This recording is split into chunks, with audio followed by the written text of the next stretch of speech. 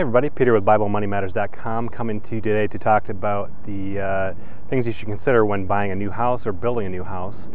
The current house that we live in, we built back in 2006. We were moving from a townhouse into a standalone house, and it was a considerable upgrade for us as far as the amount of space we had in the home, moving from 3 bedrooms into a 4-bedroom, 2-bathroom, or 1.5 bathroom to a 4-bathroom. So it's been a great house to live in for the last 5 years. But in the past year, after we had our first son, we found that the house has been less and less exactly what we wanted, as far as what we wanted to be able to have a family in this house. And one of the worst things about the house is that it doesn't have a whole lot of outside space. It doesn't have a yard where we can let him go outside and play. We can't let our dog go outside either and play in a fenced yard because the lots are so small you don't really have a yard. So this year we've kind of started looking around again to try and find a house where it has, again, slightly more space as we look to have a bigger family, and especially more outdoor space is one of the big things we're looking for. So today I wanted to do a quick video post talking about some of the things you should consider when buying or building a new house. So first of all, one of the things we're really considering is how much we can sell our current place for. Right now in the market, we're probably going to end up losing over $50,000 on what we paid for the house originally. Back when we bought it, it was conventional wisdom that homes only go up in value, but we've all seen how wrong that really is in the last few years here. After we do sell, we're going to end up probably having at most $15,000 to $20,000 in our pockets from the sale of that house, if we're lucky. I know a lot of people nowadays are even worse situations where they're actually underwater and they'll end up having to pay at a closing of selling their house. So we're blessed in that way. Another thing to consider is how much house can you afford. Gurus like Dave Ramsey usually suggest anywhere from 25 to 30% of your income for a house payment, for housing costs, I should say. But you know, a lot of people are really going against that and going and buying even more than they can afford, going upwards of 40 or even 50% of their income, which in my opinion isn't a great move. So my suggestion, keep it to 25 or 30% if you can. Another thing to remember is don't forget to factor in closing costs on the home and other hidden fees that you might not think of, including maintenance, utilities, and other things that a lot of people don't even think about. Another thing to consider is, do you have enough money to make a 20% down payment on the house? Again, that's something that we're going to be stretching for just because we've lost so much money on this house. If we're able to get $15,000 or $20,000 out of the house and then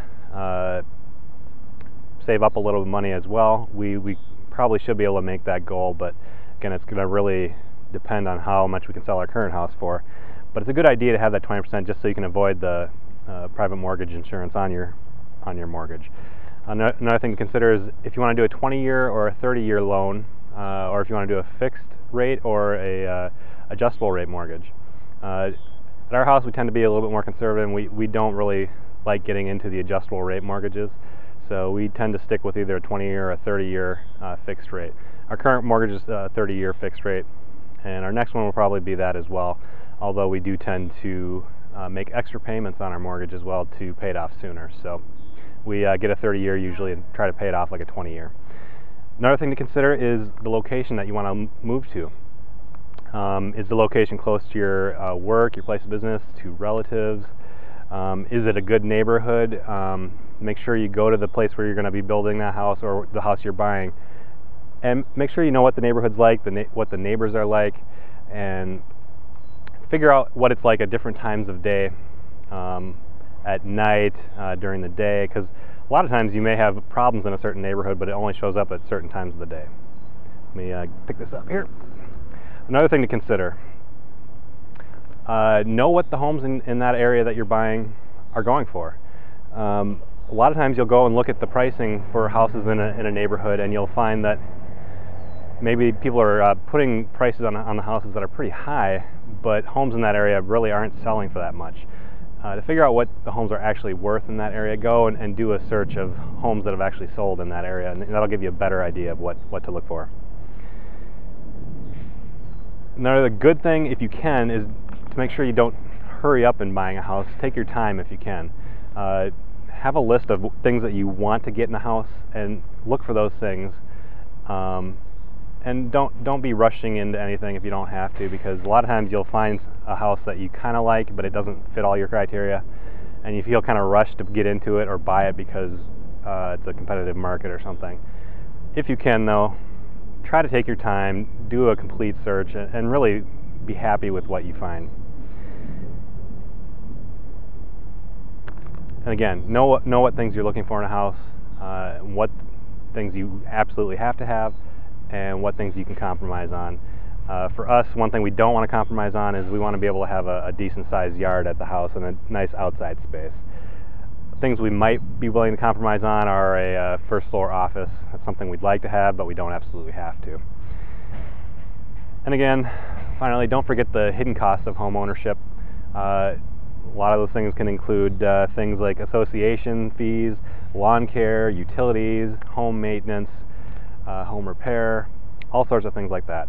There can be a lot of hidden fees that are associated with buying a new house or building a house, and you really need to be aware of all those things when you go in and budget for those things. Otherwise, you're going to be in for a rude surprise. So those are a few of the things that we're going to be looking for and considering when we go into our house search right now. Again, we're probably going to be building a new home because we have home builders for my in-laws. But we're also keeping an open eye and looking for houses that might fit our needs as well. So those are a few of those tips. Let us know your tips as well in the comments. I'd love to hear about if you've bought a house recently and some of the things that you were considering when you bought your house as well. Leave a comment here on YouTube or on the post as well. Thanks.